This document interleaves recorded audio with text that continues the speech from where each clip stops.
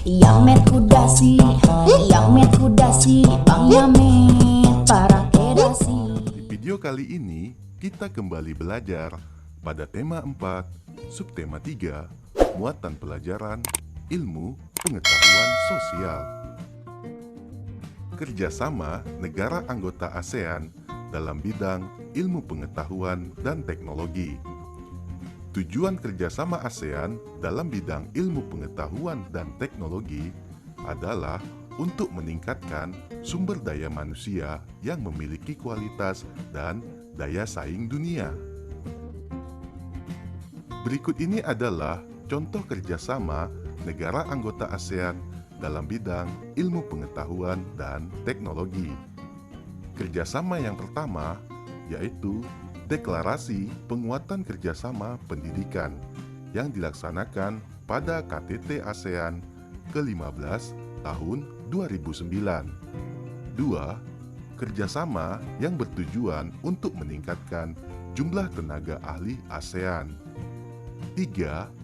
Pertukaran pelajar antar negara ASEAN dalam program Studi Mobility serta ASEAN University Network.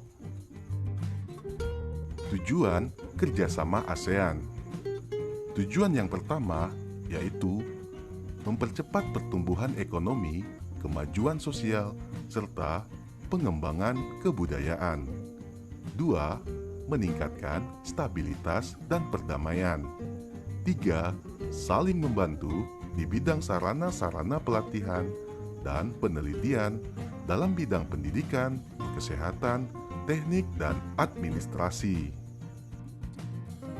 Tujuan kerjasama ASEAN yang berikutnya menjalin kerjasama yang lebih efektif guna meningkatkan hasil pertanian dan industri, perluasan perdagangan, perbaikan sarana dan prasarana transportasi dan komunikasi, serta peningkatan taraf hidup rakyat dari negara-negara anggota. 5. Meningkatkan kualitas pendidikan, mempertahankan kerjasama yang erat dengan organisasi-organisasi internasional maupun regional lainnya. Manfaat kerjasama ASEAN. Manfaat yang pertama, menumbuhkan rasa saling memiliki dan toleransi antar negara anggota. Manfaat yang kedua, semakin dikenalnya budaya Indonesia oleh negara-negara ASEAN lainnya. Terciptanya kawasan yang damai, bebas, dan netral dari pengaruh negara luar. Meningkatnya investasi dalam kegiatan produksi dan jumlah ekspor. Manfaat kerjasama ASEAN yang berikutnya yaitu semakin luasnya pasar internasional, pemenuhan kebutuhan dalam negeri, memperluas lapangan pekerjaan, dan yang terakhir, meratanya perkembangan penguasaan ilmu, pengetahuan, dan teknologi di ASEAN. Selanjutnya, mari kita perhatikan peta pikiran kerjasama ASEAN berikut ini. Sikap Indonesia dalam kerjasama ASEAN yaitu bersikap proaktif dan memberi dukungan positif terhadap program-program yang dibuat oleh negara anggota ASEAN.